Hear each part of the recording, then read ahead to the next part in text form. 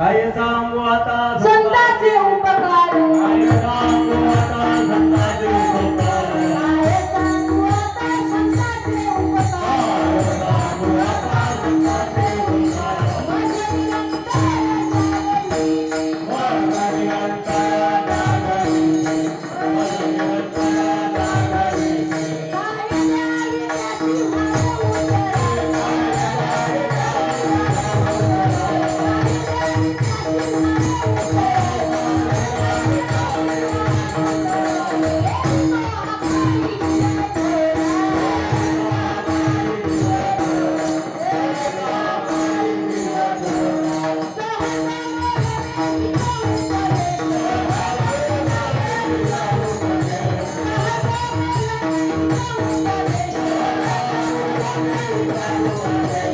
आता संतांचे उपकार माझ्या निरंतर जागरी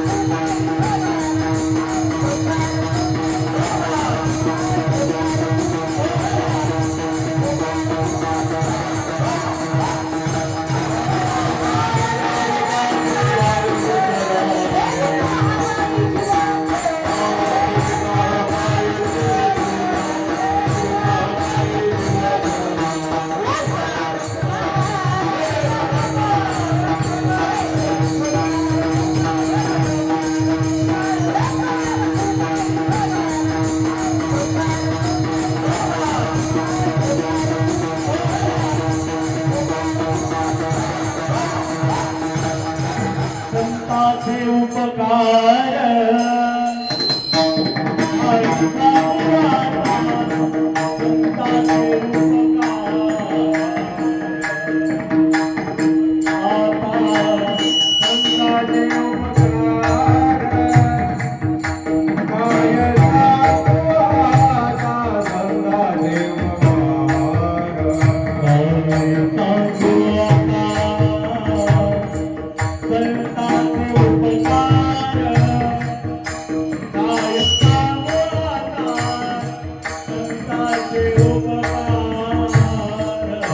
ऐका पुराणा संतांचे उपकार आता संतांचे उपकार काय सांगू आता संतांचे उपकार काय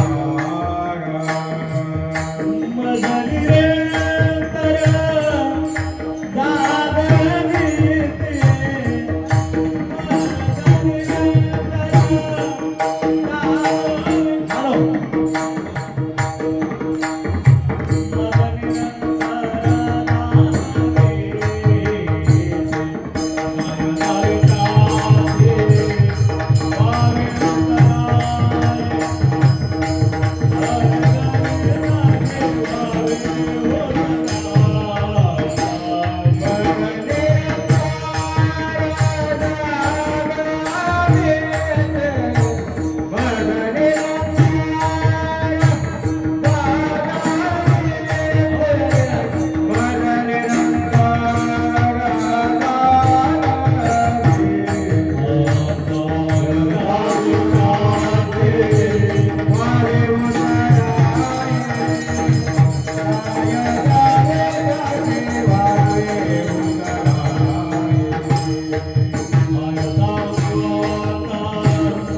संतांचे उपकार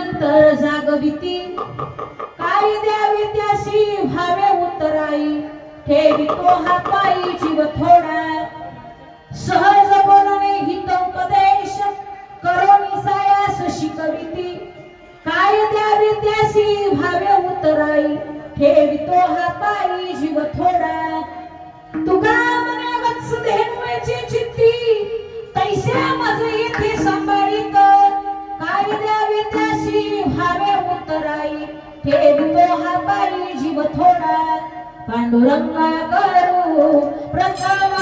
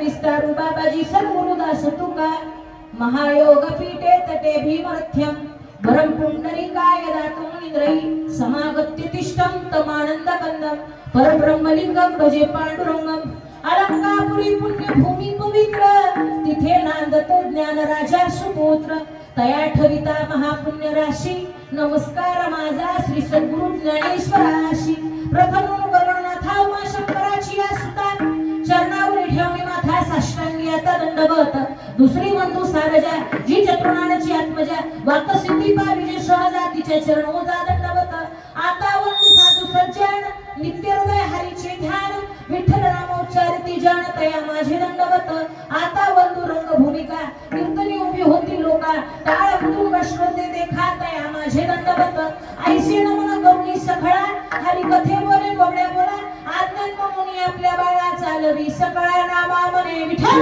विठ्ठल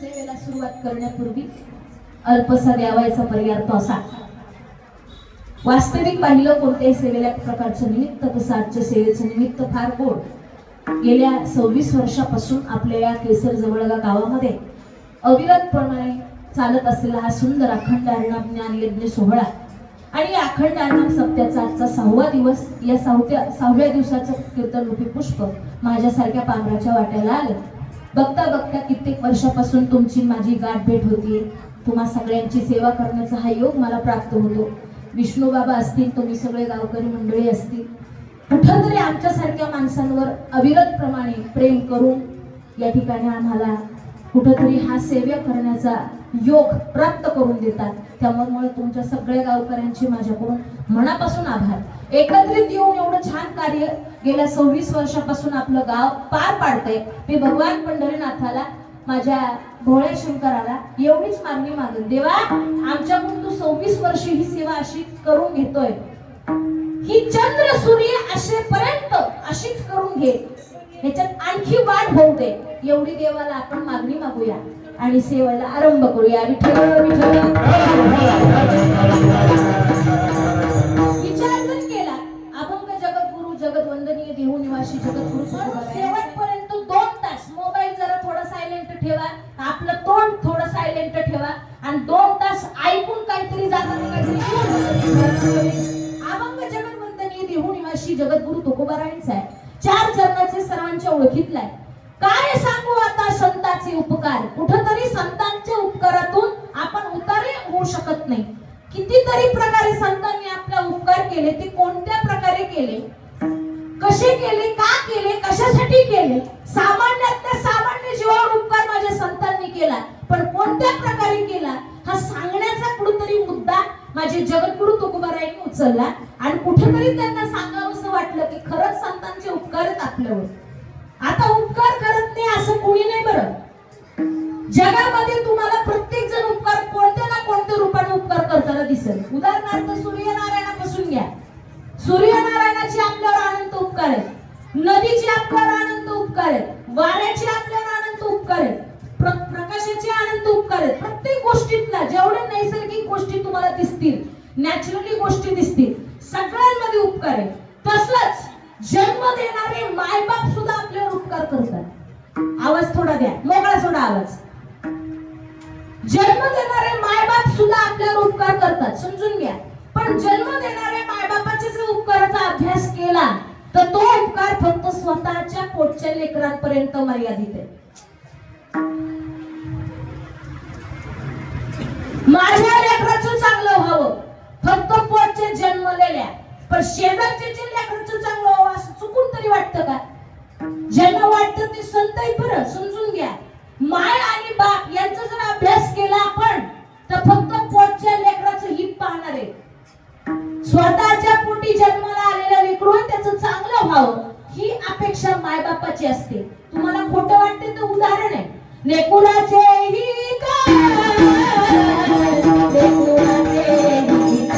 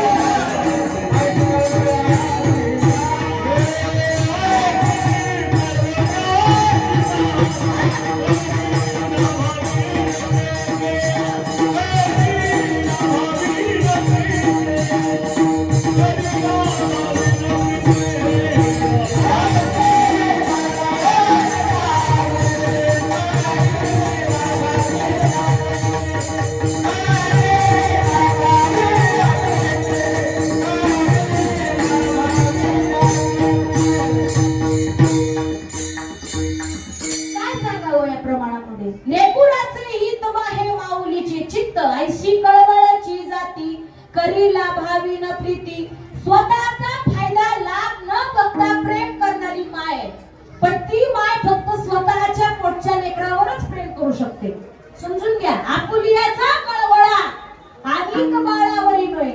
बाकीच्या लेकरांचा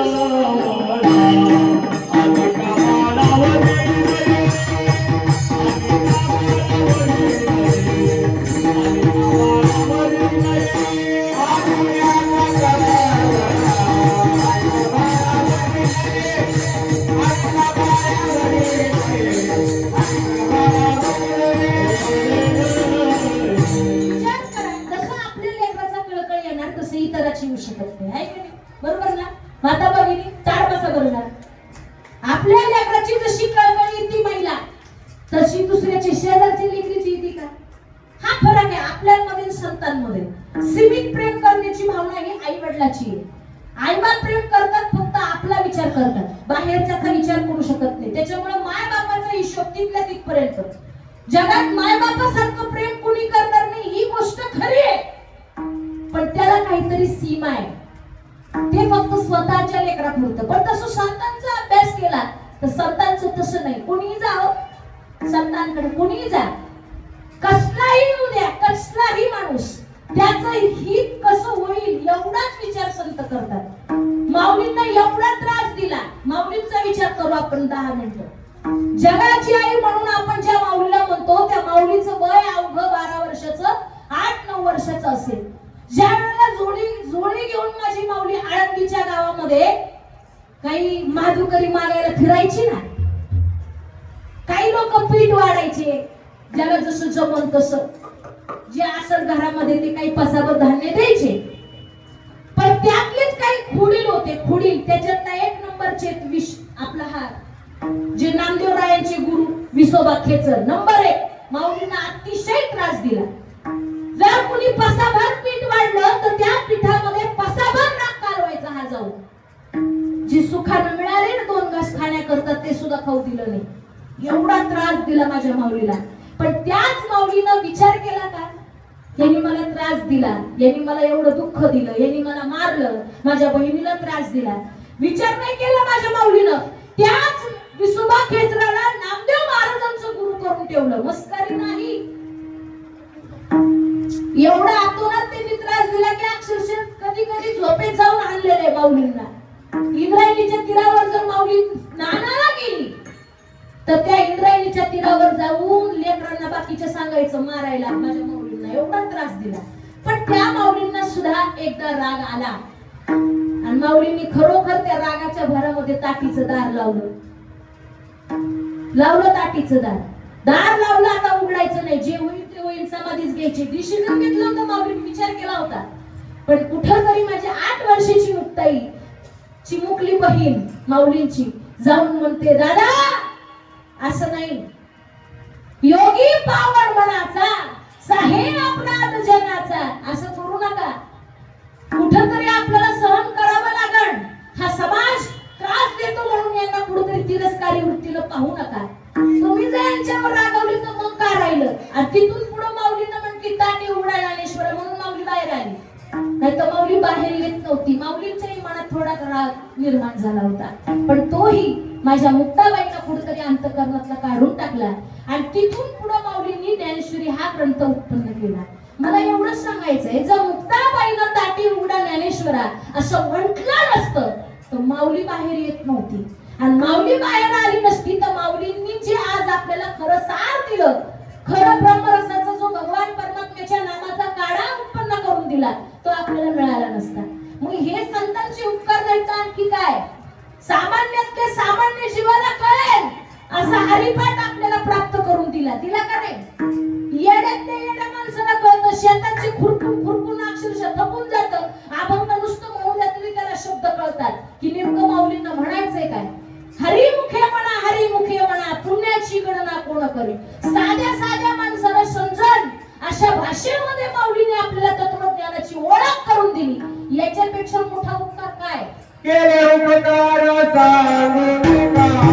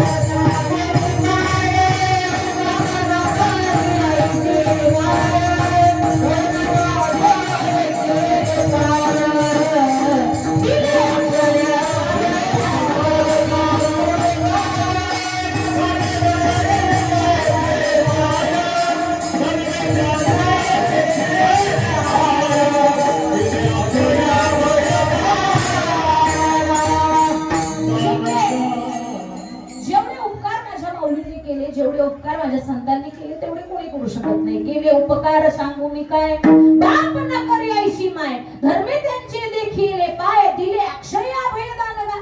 विचार जर केला त्यांचे एवढे उपकार आपल्यावर सामान्य माणसावर कोणी करू शकत नाही. म्हणून माय बापाचे उपकार आहेत सीमित, पण संतांचे उपकार आहेत अगणित. संतांचा आणखी एक उपकार सांगायचं म्हटलं तर कोणी माणूस त्यांच्याकडे गेला तरी आपल्यासारखं करणार. संतान सरिता केले पैशावारी, संतान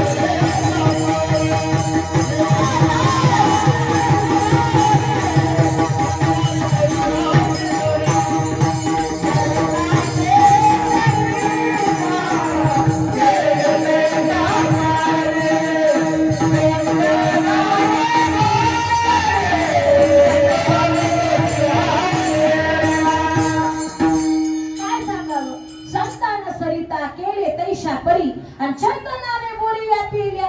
3 उदाहरणं दिली या प्रमाणामध्ये. एक संत, चंदन आणि सरिता. सरिता म्हणजे नदी.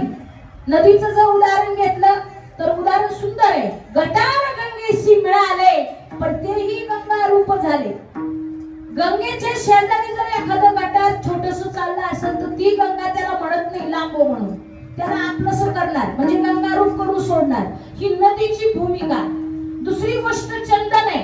एवढं सुंदर सुवासिक आहे पण चंदनाच्या शेजारी जर एखादं बाभळ असेल ते वरून त्याला चंदन नाही करू शकत पण आतून त्याला सुवासिक करणार. ही चंदनाची भूमिका. म्हणून तुकाराम म्हणे गुण चंदनाचे अंगी आणि तैसे तुम्ही जगी संत जन. समजून घ्या, चंदनाच्या मध्ये सुद्धा काही चांगले गुण आहेत. शेजारी काही असू द्या त्याला आपल्यासारखं करण्याचा प्रयत्न चंदनही करतं. तसं संत कोणी भेटू द्या, पेटाड असू कसला असू, संत तोची जाना जगी दयाचे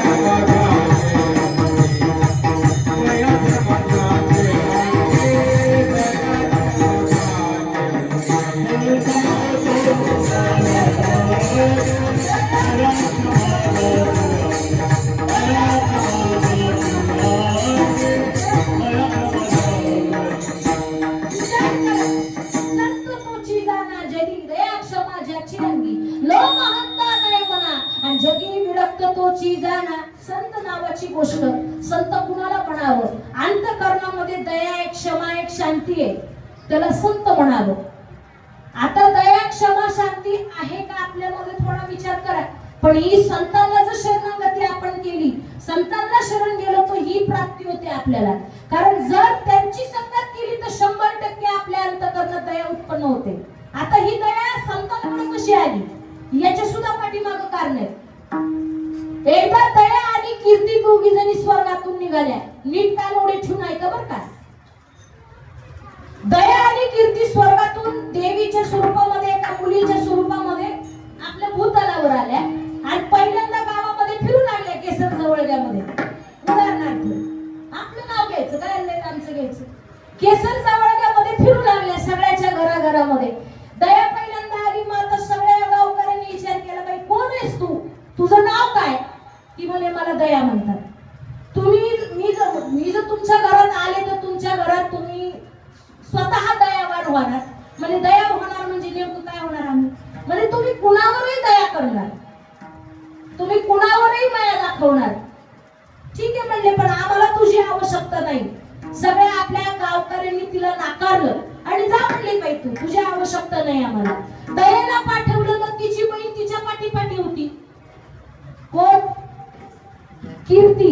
जागेवर आहे का गेली घरी? तिच्या पाठीपाठी कोण आलती? कीर्ती आहे. आता तुम्ही दयाला हाकललं गावातून, तुम्ही तिला जा म्हटले, मग ती आता निघाली. दया बाहेर आली थोडं गावच्या बाहेर. गावाच्या बाहेर एक कुटी आहे आणि त्या कुटीमध्ये एक संत राहतात. त्या संतांच्या जवळ आली. त्या संतांना जाऊन विचारते, बाबा तुमच्या कुटीमध्ये मला जागा आहे का थोडीफार? मी येऊ शकते का तुमच्या कुटीमध्ये तुमच्या झोपडीत राहण्याकरता? ठीक आहे म्हणले. तुम्ही आहात कोण? म्हणजे मी दया, स्वर्गातून आले. म्हणजे या, हरकत नाही, या तुम्ही. म्हणून संतांपाशी दया आहे. आता ती राहिली. तिच्या पाठीपाठी जी कीर्ती आली होती ती कीर्ती अख्ख्या गावात फिरू लागली. दया नावाची माझी बहीण आली आहे, पण ती कुठे आहे ही शोधत. सगळ्या गावकरी तिला प्रश्न विचारतात, बाबा तुम्ही कोण? म्हणे मी कीर्ती. तुम्ही का आलात? म्हणे माझी बहीण दया आली, मी तिच्या पाठीपाठी आले. म्हणे या ना मग आमच्या घरी राहा. कीर्ती कुणाला नको वाटती का? सध्या सगळे बामटेगिरी चालली, कशासाठी चालली? फक्त माझं नाव लौकिक व्हावं असं प्रत्येकाला वाटतं की मी फेमस व्हावं, माझी कीर्ती व्हावी. पण कीर्ती म्हणली मी तुमच्या घरात येऊ शकत नाही. का? तुम्ही दयेला माघारी पाठवलं, मी येऊ शकत नाही. तिने सगळ्या अख्ख्या गावाला नाकारलं आणि ज्या संतांनी कीर्ती दयेला जवळ घेतलं त्या संतांच्या कुटीपाशी कीर्ती आली. त्या संतांना म्हणू लागली, माझी बहीण तुमच्यापाशी आली ना दया, मी तिची बहीण आहे कीर्ती, मला मी घ्या ना तुमच्या या झोपडीमध्ये, मला ही जागा द्या ना तुमच्यापाशी. नाही म्हटले, तू माझ्यापाशी यायचं नाही, तू माझ्यापाशी यायचं मी मेल्यावर. म्हणून संत जिवंत आहे तोपर्यंत आपल्याला कळत नाही. माऊलींची किंमत कळाली आळंदीकरांना, पण कधी माऊलींनी समाधी घेतल्यावर जिवंत असताना किंमत संतांची कळत नाही. राहिल्या कीर्ती जगामाधी, हो राहिल्या कीर्ती जगामाधी,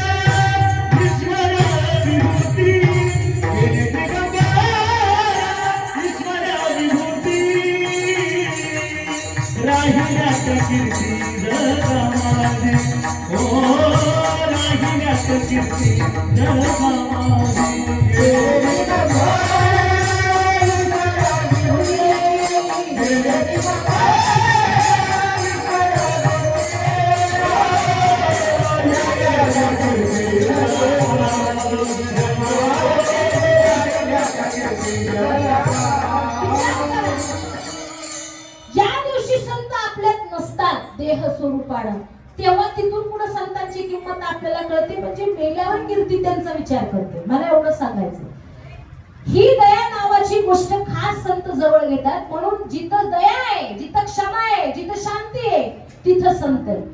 आणि अशा संताला शरण जा. जोपर्यंत संताला शरण जाणार नाही आयुष्याचा उद्धार होऊ शकत नाही.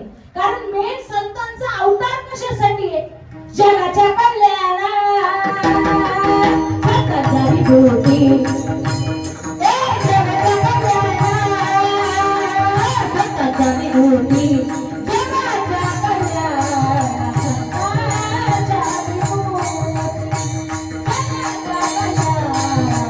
संतांच्या विभूती, जगाच्या कल्याणात संतांच्या विभूती.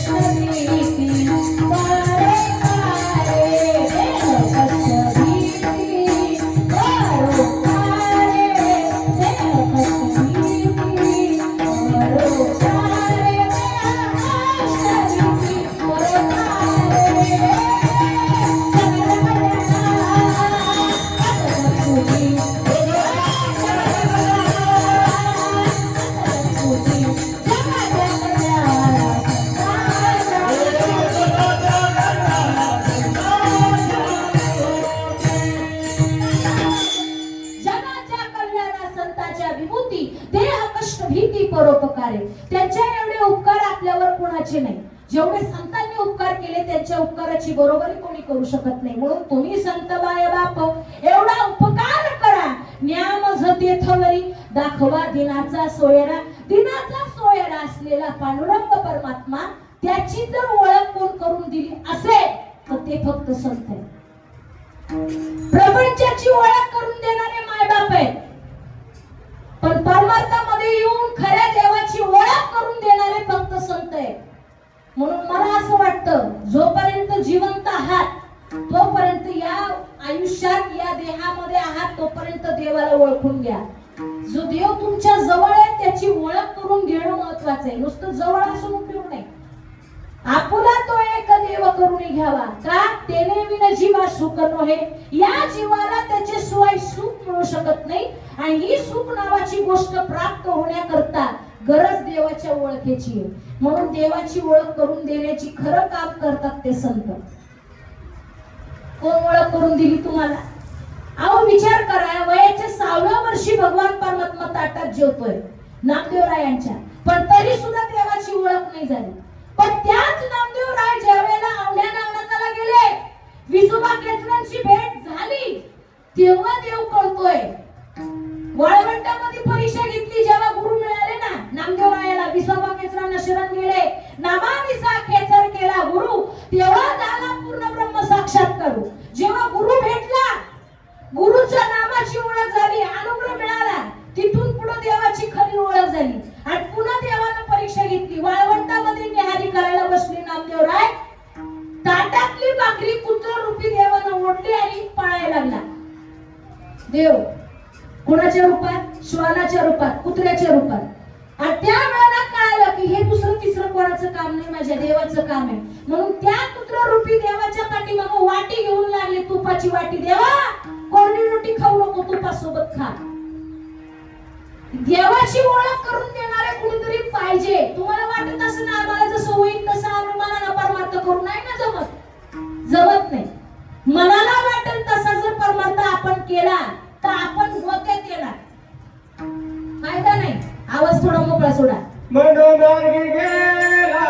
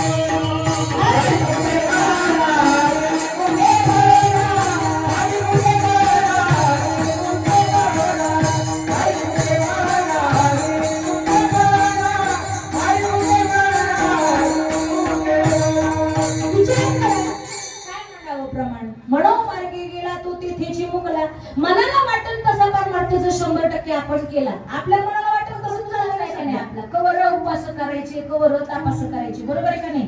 का चूक आहे? सोमवार मंगळवार, काहींना बुधवार सुटतो बाबा, काहींचा शुक्रवार, बरोबर ना? हा आहे का जागेवर? उपास तापास करून जर तुमचा उद्धार होईल असं जर वाटत असेल तर हा सगळ्यात मोठा भ्रम आहे. आजच्या युगामध्ये उपास तापास व्रत वैकल्य होम हवन यज्ञ यज्ञादी क्रिया काही कामाच्या नाहीत. हे फक्त पुण्यकर्मामध्ये मोडतं. तुम्ही रोज सकाळी उठून देवासमोर बसले, जपमाळ घेतली, नुसतं जप मोडले तरी उपयोग नाही. आजच्या युगात त्याचा फायदा नाही. तुम्हाला खोटं वाटतंय तर पुरावा आहे.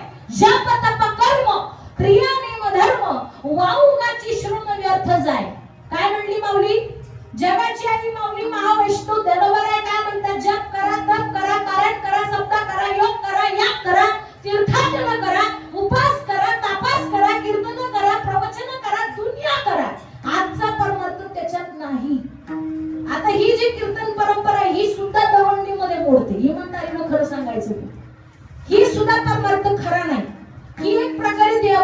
भक्तीची दवंडी आहे, जागरूक करण्याची ही कला. पण खरा नाम संकीर्तन, खरं कीर्तन कसं सांगावं माहिती संतांनी? खरा परमार्थ कसा सांगावा, खरी भक्ती कशी सांगावी, भक्ती कशाला म्हणतात, कधीतरी या गोष्टीचा अभ्यास करा. या देहाचा विसर पडेपर्यंत केलेल्या नामाचं चिंतन या नाव परमार्थ.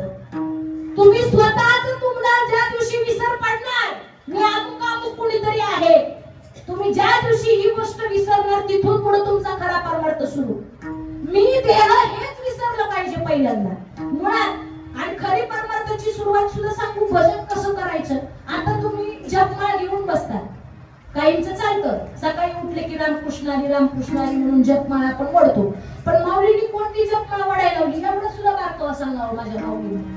काय म्हणती माऊली? हरिपाठातलं सगळ्याला पाठ आहे हे प्रमाण, 100% लोकांना पाठ आहे. ज्ञान देवा मौन जपमाळ अंतरी. सोपं करून सांगितलं का नाही माऊलीने? सांगितलं का नाही सोपं? आम्ही किती अवघडाशी राहिलो बघा आता. ज्ञान देवा मौन जपमाळ अंतरी धरून श्री हरी जपे सदा. आता मौन म्हणजे शांत बसणं का बडबड करणं? साहजिक आहे. आम्ही काय करतो? इथंच मेन फुट आहे, इथंच आपलं समजतंय. या वाचीनं भजन करणं म्हणजे त्या काहीच फायदा नाही. मग आता भजन कसं करावं याच्या पाठीमागे सुद्धा कारण करतात. माणसाला 4 वाण्या आहेत. सध्या आपल्याला माहिती फक्त एवढी ही वाणी. पण तुकाराम महाराजांचा गाथा कधीतरी उचकटून पहा, त्या गाथ्यामध्ये तुकाराम महाराजांनी 4 वाण्या आहेत माणसाला सांगितलं. आता कोणत्या कोणत्या त्यांनी ध्यानात ठेवा. परा, पश्यंती, मध्यमा आणि वैखरी. किती झाल्या?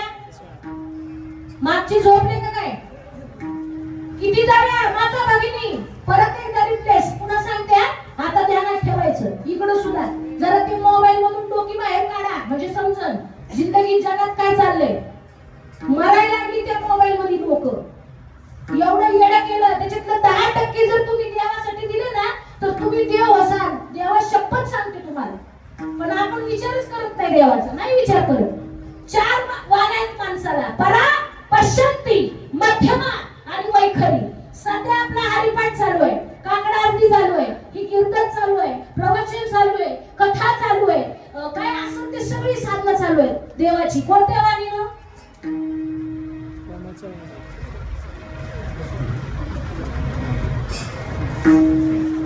मी काय बोलते हे समजते का तुम्हाला? हे तुम्हाला कळणं महत्वाचं आहे. आता इथं येऊन बॉम्बा मारायचे काही उपयोग नाही त्याचा. बोला पटकन. सध्या आपलं सगळं काही नामसाधना चालली कोणत्या वाणीनं? या वैखरीनं. हिचं दुसरं नाव आहे काही कवर बोंबल फायदा नाही. हिचं दुसरं नाव आहे काही. हिच्या बाहेर राम काढला की राम वनवासालाच जाणार. मग भजन कोणत्या वाणीनं करायचं? म्हणून मग मी सांगितलं मौन. मौन म्हणजे शांत बसायचं. ठाईच बैसुनी करा एक चित्त आवडी आनंद आळवावा. एका ठिकाणी शांत बसायचं. नुसतं बसायचं नाही, क्षणभर बसायचं. माऊलींच्या हरिपाठातला पहिला अभंग घ्या, लय लांब जाऊ नका. देवाची द्वारी उभा क्षण भरी त्याने मुक्तीच्या दिशा दिल्या.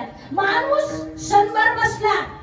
आता देवाचा दरवाजा कोणता? इथेही पॉइंट आहे. इतके फाटे फुटतात फक्त समजून घ्या. देवाचा मेन दरवाजा कोणता? आता हा बाहेरचा आपण दरवाजा घेतला. हा देवाचा आहे का मंदिराचा आहे? मंदिराचा. बोलत चला बरं पटापटा, बोलत चला सांगा. हा मंदिराचा. आतला जो छोटा आहे तो गाभाऱ्याचा का मंदिराचा? गाभाऱ्याचा का देवाचा? गाभाऱ्याचा. देवाचा नाही, गाभाऱ्याचा. आतला गाभाऱ्याचा, बाहेरचा मोठा मंदिराचा. मग देवाचा कोणता? आता तिथेही पॉइंट आहे. नेमकं देवाचा दरवाजा कळणं महत्वाचं आहे. इथंच तर पेंड आहे ना. मग देवाचा दरवाजा म्हणजे ही 2 नागपुड्या. अजूनही समजून घ्या. कोटी रुपयाचं शरीर चालतं फक्त हवेवर. तुम्ही बिगर अन्नाचं 8 दिवस राहू शकता, 21 दिवस राहू शकता.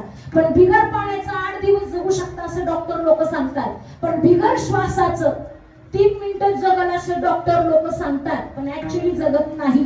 या देहाला सगळ्यात जास्त गरज कशाची आहे? श्वासाची. कशाची? श्वासाची. ती श्वास घ्यायची जागा कोणती? नाक. बरोबर. हे नाक म्हणजे देवाचा मेन दरवाजा आहे. चला पुढे. आता तुम्ही म्हणता हे नाक जर देवाचा दरवाजा आहे तर इथं कसं बसायचं? कारण ज्याला काम नसतं करायचं ना त्याला फाटे फोडायची लई सवय आहे की नाही. ज्याला काम नसतं करायचं त्याला फाटे फोडायची लई सवय. बाबा भजन कसं करायचं, बसायचं कसं? माऊलींच्या भाषेत सांगतात, बसणे म्हणजे चिंतन करणे. ठाईच मैसुरी करा एक चित्त, असं क्षणभर बसा. 2 मिनिटं सकाळी डोळे झाकून बसा. कसं बसा? क्षणभर बसा. क्षण म्हणजे डोळ्याच्या पापणीची उघडझाप होण्याच्या वेळेला क्षणभर बसायचं. असं क्षणभर बसा. आणि जिथं तुम्हाला सांगितलं श्वासानं भजन करायला तिथं श्वासाने भजन करा. श्वासाचाच परमार्थ आहे मुळात. श्वासी श्वासी मारू हाका, हाका मारायच्या पण कंठ न हले, मुख न हले, जीवान स्मरे राम. अरे राम मारा जप करे हम बैठे आराम. सकाळी उठले 2 मिनिटं डोळे झाकायचे. जे गुरुनी तुम्हाला नाम दिले त्या नामाचं चिंतन श्वासावर करायचं. त्या श्वासाच्या एजारेला म्हणतात देवाची द्वारी उभा क्षणभरी. असं क्षणभर रोज तुम्ही चिंतन केलं गुरुनी दिलेल्या नामाचं श्वासाच्या आधारावर तर 100% तुम्हाला 4 मोक्ष मिळतात. सलोकता, सायुज्यता, समीपता आणि स्वरूपता. पाहिजे असं तर परमार्थ तुम्हाला तसा करावा लागेल. श्वासानं भक्ती करावी लागेल. म्हणून धरून श्वासाचीच माळ ओढायला हवी. माऊलींनी सांगितलं माळ ओढायची पण श्वासाची ओढायची, अंतरंगातली ओढायची, वरची नाही. समजून घ्या. तुम्ही कुठेही जा तिथेच फिरून येणार आहे. कारण मेन तत्वज्ञान समजून घ्या. या नामाची ओळख या उभ्या आयुष्यात होणं गरजेचं आहे. आजचा परमार्थच तिथे आहे. ज्याच्यापाशी हे नाम आहे, नाम आहे जयापाशी, तो जिथे नाही तिथे काशी. ज्याच्या मुखात देवाचं नामस्मरण चालू आहे ना, तर जिथं राहतं तिथं पंढरपूर, तिथंच काशी, तिथंच सगळे तीर्थक्षेत्र. फक्त नामाचं चिंतन मुखात पाहिजे. अजूनही सांगते बाकी काही ध्यानात घ्यायचं नाही. काही गरज नाही. जास्त कुठं नादी लागत बसू नका. सकाळी 10 मिनिटं देवाची रोज भजन करत जा आणि संध्याकाळी झोपताना तुम्ही त्याची आठवण करत जा. एवढीच देवाला आज गरज आहे. बाकी तुम्ही काय करता, काय करणार आहे याच्याशी देवाला काही घेणं देणं नाही. म्हणून या तत्वज्ञानाची सोप्यात सोपी ओळख करून दिली संतांनी आपल्याला. म्हणून त्यांचे उपकार किती जरी मोजले तरी होऊ शकत नाही. म्हणून तो तुकोबाला म्हणतात काय सांगू, एवढे उपकार माझ्या संतांनी केले. बाबाजी चैतन्यांनी खऱ्या ज्ञानाची ओळख करून दिली. म्हणून त्यांच्या उपकाराचे उत्तरही होऊ शकत नाही. अभंगाचं पहिलं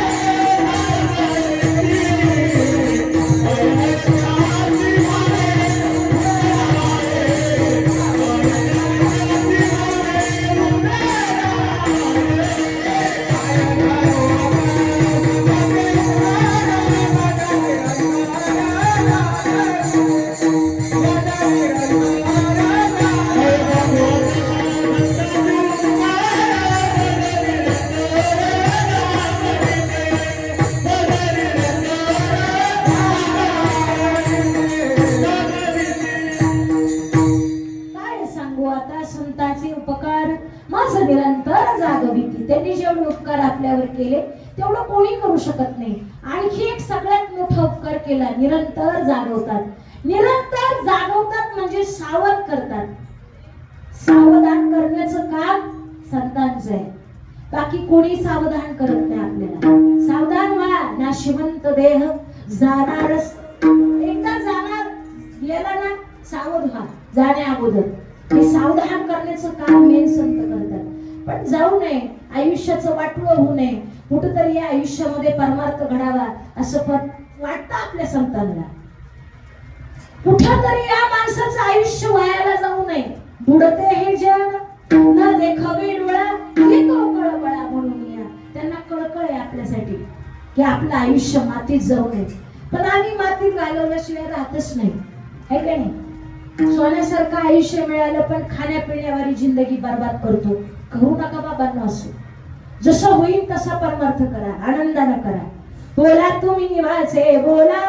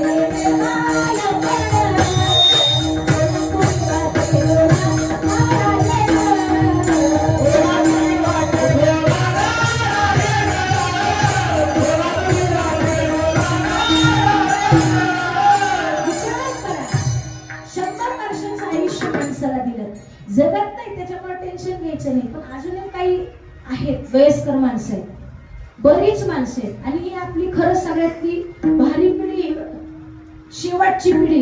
इथून पुढची पिढी आपण आहे. आपण आदिवासी ना, आपली पुढची आदिवासी. आपली मागची पिढी जर पाहिली ना, आता 70, 75, 60, 65च्या पुढची एक नंबर क्वालिटीतली पिढी, परमार्थिक, तत्वज्ञानी. पण आजकालचा तरुण सकाळी जातो चरून, संध्याकाळी आणायला लागतो धरून. ही पहिली आपली पिढी, बरोबर ना? तरुण पिढीची व्याख्या झाली होईल, पण ही व्याख्या आपल्याला मोडीत काढायची. सगळा तरुण वर्ग चांगला परमार्थिक झाला पाहिजे आणि खरोखर झाला पाहिजे. माऊलींनी ज्या वयात परमार्थ केला त्या वयात परमार्थ करायचा जमला तरी जिंकला आपण. ज्या वयात तुम्ही लग्न करता त्याच वयात माणसाला खरं परमार्थात यायला पाहिजे. पण माणूस काय म्हणतो, जाऊ दे बाबा झाल्यावर बघू, आहे की नाही, सगळं उरकल्यावर बघू, करून करून भागला मग ते कुशल लागला, उपयोग नाही त्याचा. 10 वर्षाच्या मुलाला परमार्थ करणं होत नाही आज आपण म्हणतो, पण इथून मागच्या युगांमध्ये जातो मी, त्रेता युगात जा. प्रल्हादाचं वय किती होतं? भक्त प्रल्हादांचं किती वय? अवघं 5 वर्षाचं. द्रोणाचं वय किती होतं? अवघं 5 वर्षाचं. जर त्या लेकरांनी स्वतःचा उद्धार करून घेतला, आजही अभिमानानं आपण त्यांचं नाव घेतो का नाही? घेतो का नाही? जर ती स्वतः त्यांचा उद्धार करू शकतात तर आपले लेकरं का नाही उद्धार करू शकत? आपली लेकरं परमार्थात का नाही येऊ शकत? आता मला सांगा, या अण्णाचं, या बाबाचं, पलीकडचे चष्मेवाले बाबा असतील, आता यांची वय आहेत का इथं 2 तास उभारायची? इमानदारीनं सांगायचे आहे का वय? तिकडं माता भगिनी अर्ध्या त्या डुंग्याच खायला लागल्या आणि एवढ्या चांगल्या वातावरणात जिला झोप येते ना, समजून घ्यायचं पापी अजून आपण. कुणाचाही डोळा झाकत नाही इथं, कुठंतरी पाप शिल्लक असतं म्हणून आपल्याला झोप येते. त्यामुळे झोपा काढणाऱ्यांनी थोडं लक्ष द्या. इथं जो सगळे तरुण वर्ग असतं तर आणखी किती छान वाटलं असतं का नाही? आता आम्ही मेल्यावर येईन इथं तरुण वर्ग, तोवर तर काही यायचं नाही ना. असं नका करू. निदान या वर्षी जाऊ दे, आता चला 6वा दिवस आहे, संपत आलाय, पण पुढच्या वर्षी तरी तरुण वर्ग अख्खा इथं टाळ घेऊन पाहिजे. गोवा, गुटखा, मावा, तंबाखू याच्यापासून जरा लांब राहा. आणि जेवढा शिकवून तुम्ही सगळीची बाहेरून मजा बघता ना, जरा या ना आमच्या जागी उभा राहून मजा बघा ना. इथं जरा उभे राहा, टाळ वाजवा, त्याच्याशिवाय टाळातली गोडी नाही मिळणार. तुमची मुलं लग्न करतात त्या वयात माझ्या माऊलीनं समाधी घ्यावी, मस्करी आहे? वयाचे 16 वर्ष छत्रपती शिवाजी महाराजांनी काय केलं? रायरेश्वर मंदिरामध्ये जाऊन स्वतःच्या रक्ताचा अभिषेक करून स्वराज्य स्थापनेची प्रतिज्ञा केली. किती वयात? 16व्या वयात. आणि आज आपण 16 वर्षाची काय करतो? काहीच नाही. त्यांनी सगळ्यांनी त्या वयात केलं, त्या वयात करण्याचा प्रयत्न तर करा. अट्टहासाला परमार्थात या, हात जोडून सांगते सगळ्या माझ्या तरुण वागांना, सगळ्या माझ्या तरुण वर्गाला सांगणे, अंतःकरणातून तुमची बहीण म्हणून सांगते, स्वतःचं आयुष्य मातीत घालू नका, स्वतःचं जीवन मातीत घालू नका. हे आयुष्य आता सुखकर नाही राहिलं, लय अवघड आहे. मरणाचं दुःख भरलंय या प्रपंचामध्ये सुद्धा. जर वाटत असेल आपल्या आयुष्यात या प्रपंचातून सुख यावं, तर त्याच्या जोडीला तुम्हाला परमार्थच करावा लागेल. परमार्थात जे सुख आहे, जो आनंद आहे, हा तो आता मिळवायचा का नाही तो आपल्या हातात आहे. केला तर 100% मिळणार. परमार्थ तुम्ही केला तर आयुष्यामध्ये आनंद मिळणार. परमार्थ सुद्धा तसं करावं लागेल, त्याच्यातही डुप्लिकेटपणा नाही पाहिजे. माळ घातली तर ती मरेपर्यंत टिकवता आली पाहिजे, तर त्याचा फायदा आहे. नाही तर 100 वेळा घालायची, 100 वेळा काढायची, त्याचा काही फायदा नाही. निश्चय कशाला म्हणतात? निष्ठावंत भाव, भक्ताचा स्वधर्म आणि निर्धार आहे, कर्म चुकू नये. अंतःकरणामध्ये निष्ठा ठेवावी लागेल. निष्ठा ठेवल्याशिवाय तुम्हाला देव नावाची गोष्ट जवळ येऊ शकत नाही. म्हणून थोडा विचार करा. वय वर्ष 10 वर्षापासून मुलगा परमार्थ करणं होत नाही असं काही नाही. जर मायबापांनी ध्यानात घेतलं, मायबापांनी जर संस्कार चांगले लावले, तर 100% 10 वर्षाच्या मुलाचा उद्धार होतो. चला पुढे. कारण शिकवणारी कोण होती? ध्रुव बाळवणारा. ध्रुव बाळाला शिकवणारी कोण होती? आई होती स्वतः. बाळा, अरे स्वतःच्या नासक्या बापाच्या मांडीवर बसायची काय स्वप्न बघतोयस तू? तुला अशा मांडीवर बसायचंय की तिथून तुला कोणी उठवलं नाही पाहिजे. एवढंच सांगितलं बाईनं स्वतःच्या. तर स्वतः न विचार करता ते 5 वर्षाचं लेकरू जंगलामध्ये गेलं तपश्चर्या करण्यासाठी आणि भगवान श्री विष्णूला प्राप्त करून घेतलं आणि आढळपण प्राप्त केलं. त्या काळामध्ये जर ध्रुव बाळाचा उद्धार होऊ शकतो, भक्त प्रल्हादाचा उद्धार होऊ शकतो, तर आपल्या लेकरांचा 100% उद्धार होणार.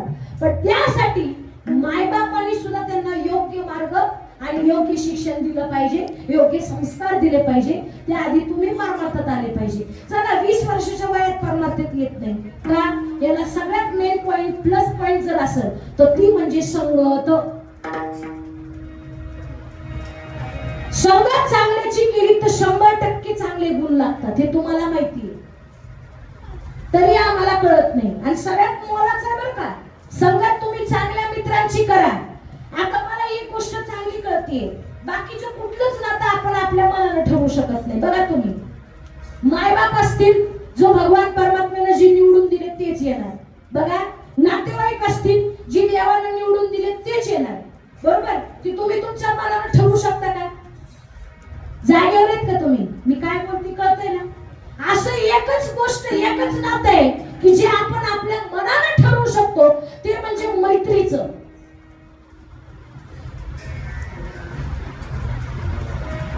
बरोबर आहे का चुकीचं आहे? नातेवाईक, मायबाप, सगळे सोयरे हे जे देव देणार आहे त्याच्यामध्येच तुम्हाला राहावं लागणार आहे. बायकोची जशी जोडी असेल तशी देवाने दिली तीच तुम्हाला सांभाळायची. पण मित्रत्व असं एक नातं आहे की जे आपण आपल्या मनानं बनवू शकतो. मग त्याच मित्र जर चांगले चार बनवले तर जमत नाही का?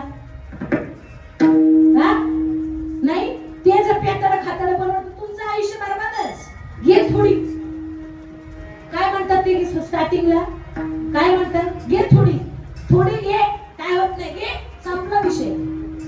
जिंदगीची वाट लागली. पण तेच मित्र जर वारकरी असतील ना तर आयुष्याचं चांगलं व्हायला टाइम लागणार नाही.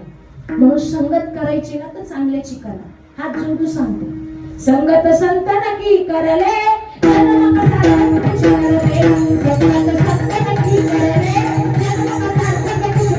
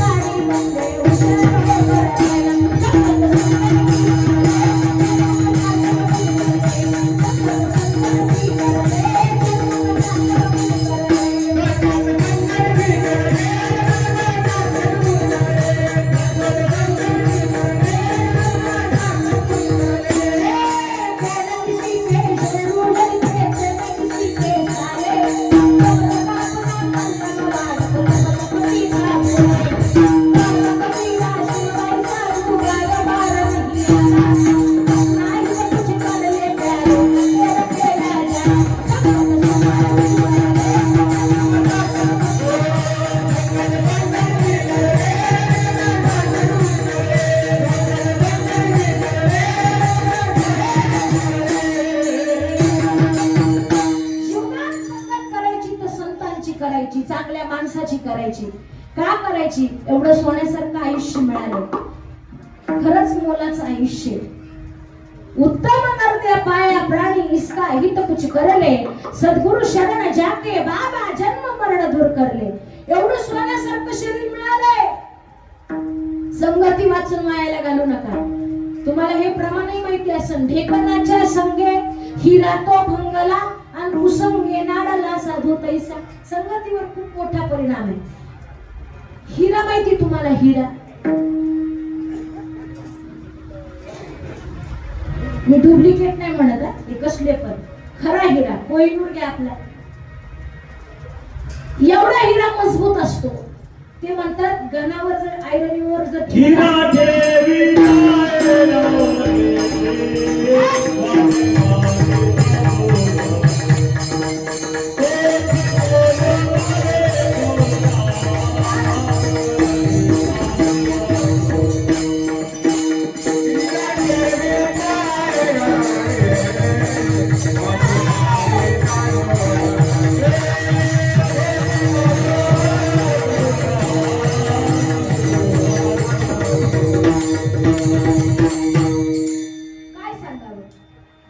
हिरा ठेविता ऐरणी वाचे मारता जो घरी, पण तोच मोल पावे खरा करणीचा होय चुरा. त्याच्यामध्ये ढेकणाचं रक्त जर लागलं ना हिऱ्याला, तुम्ही ऐरणीवर ठेवला, वरून गणाने मारला, फोडण्याचा प्रयत्न केला, आटापिटा करून फोडण्याचा चुरा करण्याचा प्रयत्न केला, नाही होणार. पण त्या हिऱ्याला ढेकणाचं रक्त लागलं तर मिनिटात चुरा होतो. एवढी ताकद ढेकणाच्या रक्तात आहे, माहिती आहे?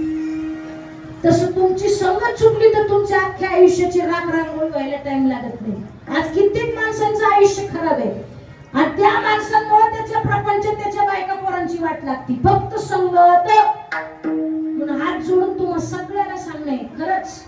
दारू गांजा मत पियो यारो अकल गुंग होती और आपने पण का दाम खर्च कर मुंह में पक्की आती. कशाला स्वतःचं आयुष्य नरकात घालताय? नका करू असं. चांगलं खा, चांगलं प्या, चांगल्या माणसाची संगत धरा, एवढं तर आपल्याला समजते. म्हणून एवढं चांगलं करा जेणेकरून आयुष्याचा उद्धार होईल. म्हणून संतांनी मोलाचं तत्वज्ञान आपल्याला सांगितलं, एवढा उपकार केला. त्यांच्या या उपकाराचा जर आपण उतराई होण्याचा प्रयत्न केला ना, नाही होऊ शकत. त्यांच्या पायावर डोकं आपण जीव जरी दिला तरी उपकार उतरू शकत नाही. काय द्यावे त्याशी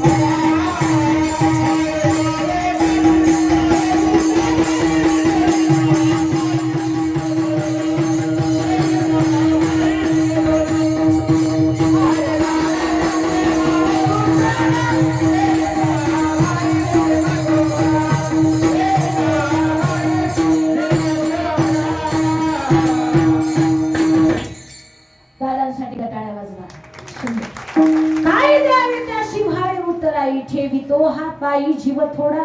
त्यांच्या पायावर म्हणजे संतांच्या पायावर डोकं आपटून त्यांच्या उतराई होण्याचा प्रयत्न केला ना उपकारातून, तरी सुद्धा त्यांच्या उपकारातून उतराई होऊ शकत नाही. एवढे अगणित उपकार माझ्या संतांचे केले. उपकार सांगू मी काय, खरंच नाही सांगू शकत. बाप ना करे ऐसी माय, त्यांनी एवढे उपकार आपल्यावर केले. फक्त एवढंच आहे की त्या उपकाराची जाणीव ठेवा. संतांनी सांगितलेल्या मार्गावर जा. सहज बोलतात ते सहज, पण आयुष्याचा उद्धार करतात. आपलं साधं म्हणणं सुद्धा खटकतं, एखाद्याचं आयुष्य बिघडवू शकतं. पण संतांच्या सहज बोलण्यामध्ये सुद्धा ताकद असते, सहज सांगण्यामध्ये सुद्धा ताकद असते. म्हणून तर सांगतो तुम्हासी बजारे विठ्ठला. कशासाठी सांगतायत ते आपल्याला? ऐका ऐका रे जना, तुझ्या सोयीदाच्या खुणा पंढरीचा राणा म्हणा माझी स्मरावा. ज्या देवाला तुम्ही बाहेर शोधताय तो तुमच्या अंतःकरणात आहे. त्यांनी वेळोवेळा सांगावं, तूच आहे तुझ्या पाशी, पण परी तू जागा चुकलाशी तुमच्या जवळ देव आहे. तुम्ही स्वतः देव आहात ही सांगून सुद्धा आम्ही देवाला चाललो ना.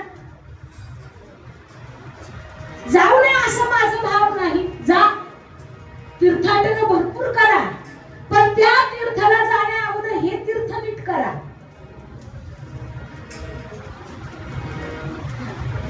आपल्या अंतःकरणातला द्वेष मत्सराचं जळकी भावना जात नसन, किती देव केलं तर त्याचा काय फायदा आहे? फायदा नाही. मग आपल्या अंतःकरण पहिल्यांदा स्वच्छ धुवावं लागेल. आणि या अंतःकरणाला स्वच्छ धुण्याचं साबण एकच, नाम साबण, नामाचं चिंतन. नाम विठोबाचे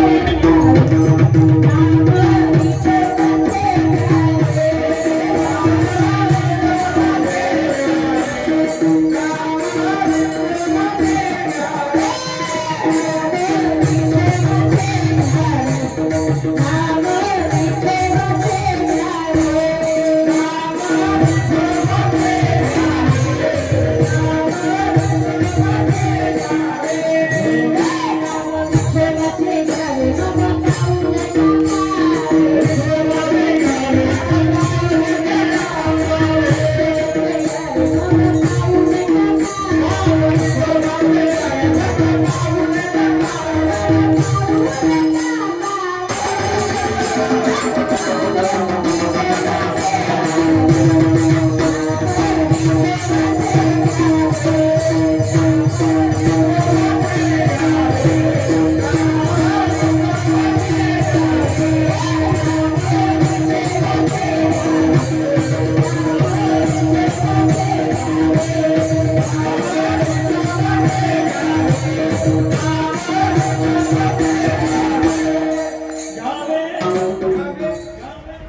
काय सांगावं? नाम विठोबाचे घ्यावे मग पाऊल टाकावे.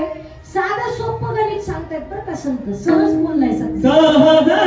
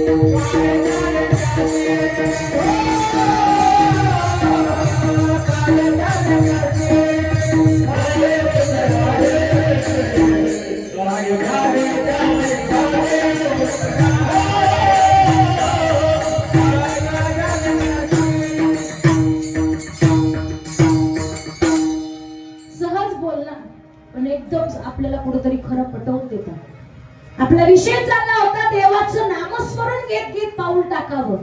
का टाकावं याच्या पाठीमागं सुद्धा कारण आहे. प्रत्येक माणसाला सांगण्यावर का प्रत्येक मातृवर्गाला सांगणे माझं, तुमची रोजची डेली काही कामं असतील ना, ती कामं करत असताना देवाचं नामस्मरण करत करत करा. याचा अर्थ नामस्मरण घेत घेत पाऊल टाकण्याच्या पाठीमागचं कारण, राजसूय यज्ञ केला आपला पांडवांनी आणि यज्ञामध्ये रोज कोट्यावधी माणसं जीवन जायची, तेव्हा स्वर्गात ती घंटा वाजायची.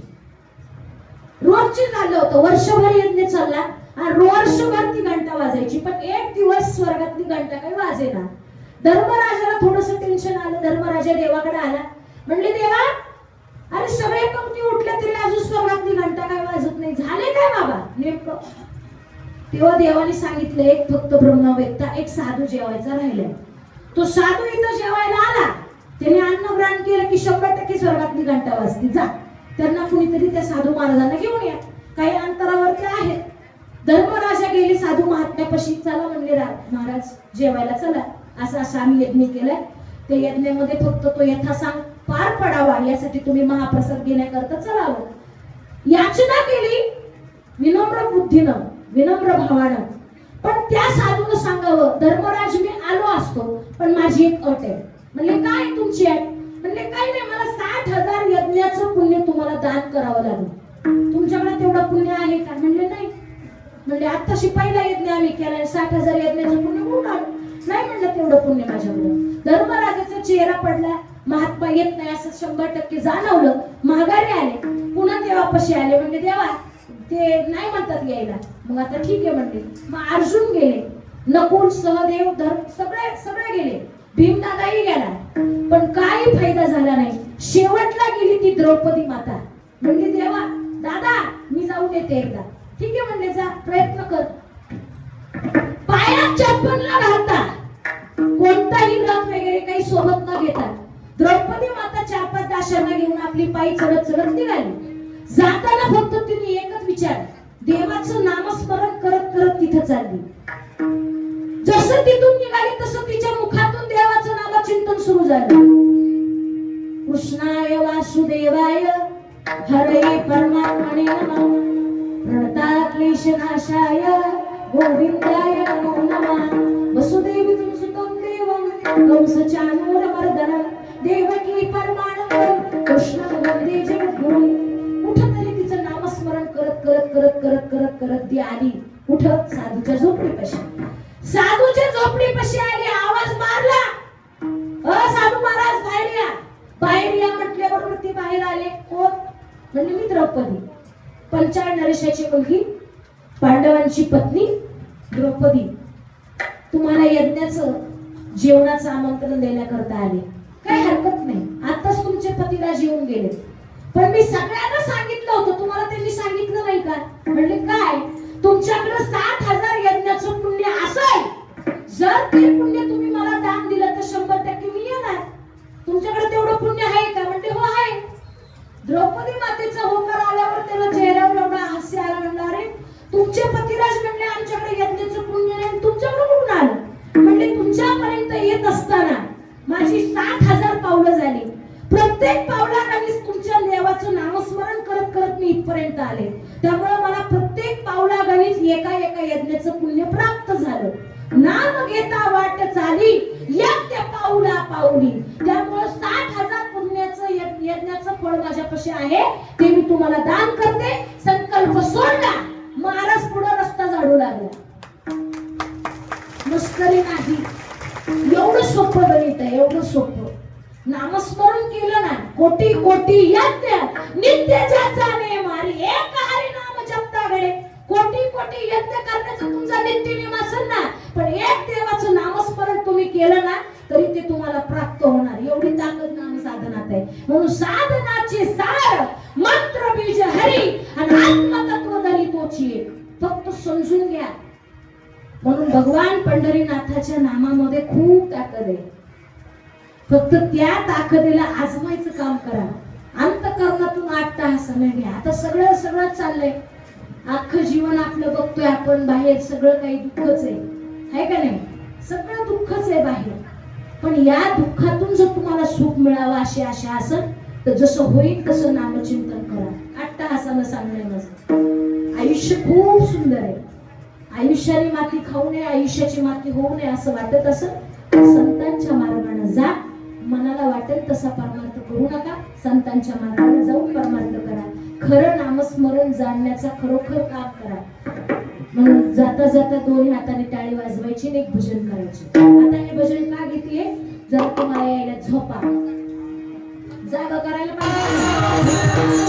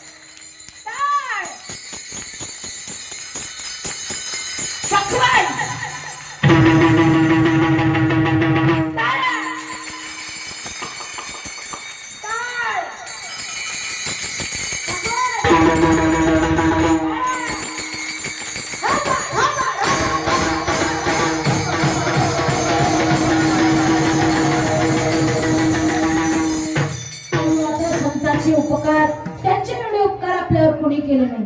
पहिला उपकार त्यांनी केला की खऱ्या देवाची, खऱ्या ज्ञानाची, खऱ्या नामाची ओळख आपल्याला संत करून देतात. म्हणून हा सगळ्यात मोठा उपकार आहे. जन्म मरणाची किंमत, जन्म मरण चुकवण्याची ताकद काय, हे आयुष्य किती मोलाचं आहे, हे सगळं मार्गदर्शन माझ्या संतांचं आहे. म्हणून सगळ्यात मोठा उपकार माझ्या संतांचा आहे. संतांनीच खरं आपल्याला जगण्याची दिशा दाखवावी, सगळ्या संतांनीच आपल्याला खरं जीवनाची किंमत दाखवून द्यावी.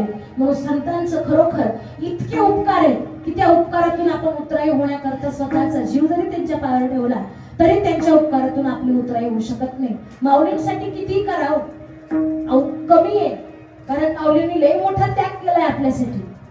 आजही त्या माऊलीच्या तुम्ही मंदिरात जा, माऊलीच्या त्या गाभाऱ्यात जा, आजही तुम्हाला जाणवतं माऊली आपल्या जवळ आहे. ही सगळ्यात मोठी ताकद आहे, आजही जाणवतं. फक्त ती ताकद जाणवण्यासाठी तिथं जावं तर लागण, कधीतरी त्यांची ओळख दर्शन घ्यावं तर लागण. म्हणून खरोखर माझी विनंती आहे सगळ्यांना, आयुष्य नाही तिथं घालवू नका. जसा जमेल तसा वेळ काढा माझ्या देवासाठी, जसा जमेल तसा परमार्थ करा. लई सोपा आहे परमार्थ, आज आपण अवघड केलाय त्याला, अवघड करू नका. मी जसं जमेल जसा वेळ मिळेल तसं भजन करायचं. फक्त गळ्यावर पवित्र तुळशीची माळ आणि जीवनामध्ये एक गुरु चांगला करायचा, त्या गुरुकडून खऱ्या तत्वज्ञानाची ओळख करून घ्यायची. जसं सांगितलं तसं सकाळी संध्याकाळी त्याचं एकदा स्मरण करायचं, एवढाच खरा परमार्थ आहे, बाकी काही नाही. आणि तुळशीच्या माळेसाठी जे महत्वाचं लागतं ते म्हणजे तुमचं व्यसन, ते निर्व्यसनीपणा ठेवा, व्यसन सोडून द्या. तसंही चांगलं खा, चांगलं प्या ना. आताच किती महागाई झाली, किती अवघड जीवन आहे आपल्यासारख्या सामान्य माणसाचे, आहे का नाही? सगळं वाढलंय आता, सगळं. पहा तुम्ही बाहेर जा बघा, सगळ्या गोष्टींमध्ये अडचणी आहे. ती फक्त सामान्यातले सामान्य शेतकऱ्याची अडचण आहे. सगळ्यात मोठी अडचण आपल्याला आहे आज. त्याच्यामुळे सगळ्यांनी एकत्रित येऊन छान जीवन जगा, नाही त्या गोष्टीत आयुष्य बर्बाद करू नका, एवढं माझं सांगणं आहे. मी बाकीचं काय तुम्हाला इथं निवडणुकाच वगैरे सांगणार नाही, त्याच्याशी काही मला घेणं नाही. आपल्याला तेवढंच राहा, सगळे एकमेकाच्या मागे राहा आणि असं जसं हे देवाचं कार्य तुम्ही करताय असंच करत राहा. फक्त तुमच्या अंतःकरणामध्ये तो देव उतरू द्या, नाहीतर फक्त 7 दिवस सप्ताह करायचा, एकदा काला झाला आमची देवाची भेट डायरेक्ट पुढच्या सप्त्याला. हिरी नाही त्या बिअरबार मध्ये जर बोंबलत पडत असेल तर उपयोग नाही त्याचा. या गोष्टी हिरी जमल्या पाहिजेत, रोज नित्य नेम ठेवायला पाहिजे, रोज नित्य नेम. कुणाचे बाबा हे आज तुम्ही लक्ष दिलं तर हे तुम्हाला मरेपर्यंत घरात सांभाळतील, नाही तर हायच वृद्धाश्रम. महाराष्ट्रात तर होईल आता, इकडे काय माहित नाही. म्हणून जाता जाता संतांनी सांगितलेल्या मार्गाने जा. नामस्मरण करणं सगळ्यात सोपं आहे. आणि आजचं जे खरोखर दिलेलं देवाचं नाम आहे ना, हे सोपं आहे. एवढं सोपं आहे की त्याचे एवढं सोपं कोणतंच साधन नाही. साधनार्थ सोपे नाम आहे केवळ, यावी न सकळ क्षीणवाया, बाकीचं त्रास देणार आहे. सगळ्यात सोपं आणि सुलभ साधन म्हणजे देवाचं नामचिंतन आहे.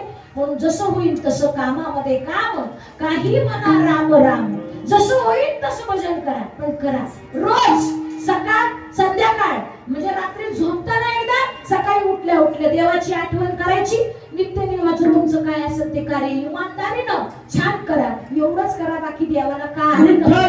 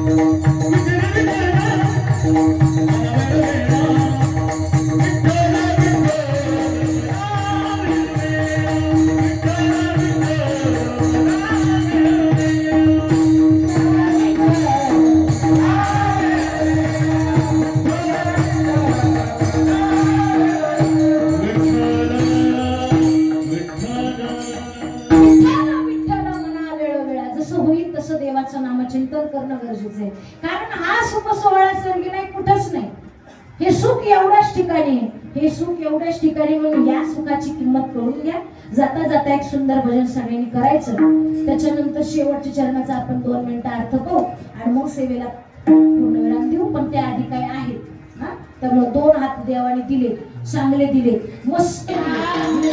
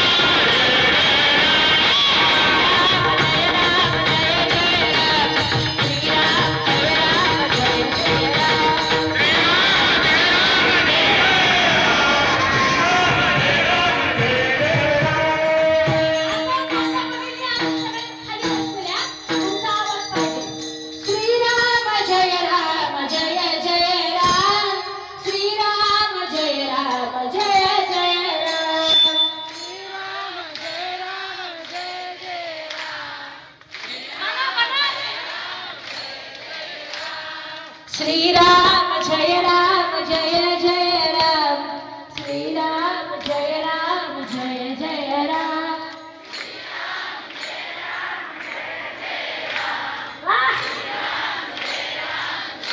जय जय राम, श्रीराम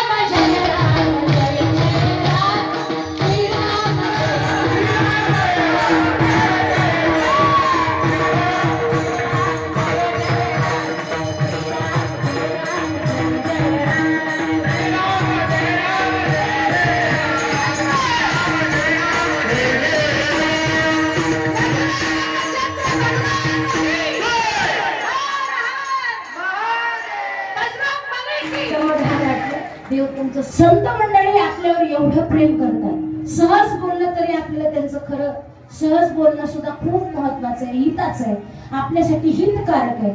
जर सहज बोलून आपण ऐकलं नाही तर मग मात्र सायस करू नाही. ते आपल्याला सहज बोलून नाही ऐकलं तर सायस करू शिकवतात. पण एवढं प्रेम आहे त्यांचं देवाचं संतांचं आपल्यावर.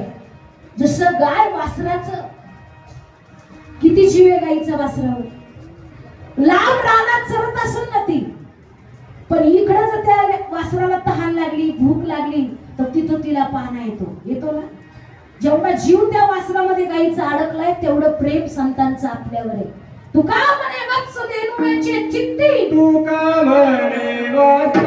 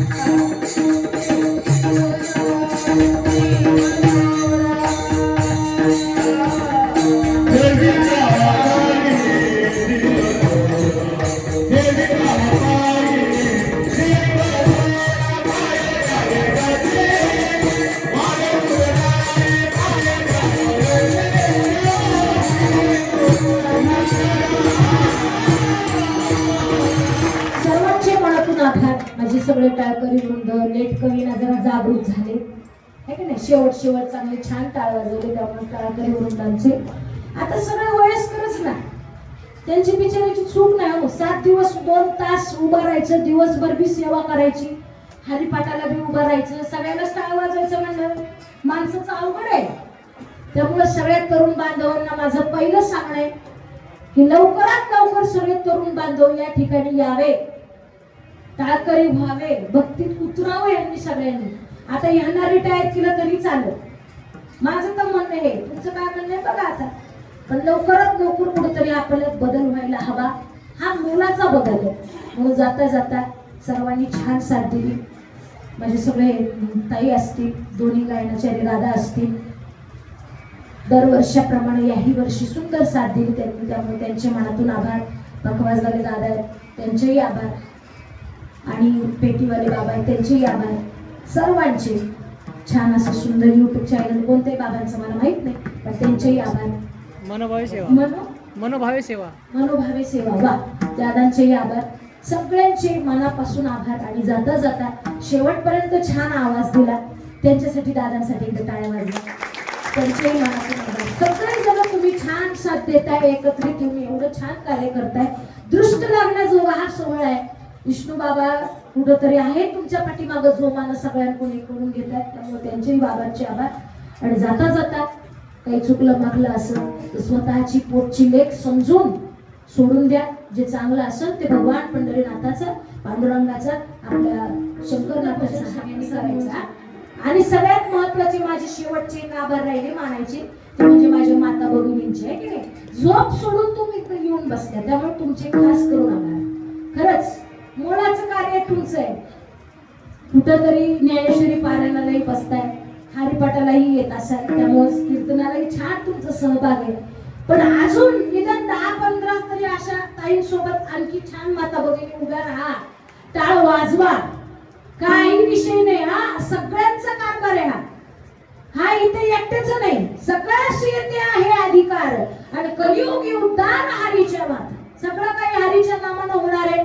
त्याच्यामुळे सगळ्यांनी येऊन एवढं सुंदर कार्य करत राहायचं, कोणीही मागे राहायचं नाही. त्यामुळे 2 हाताने टाळी वाजवायची आणि पाऊलचं भजन करायचं. सुरुवात करू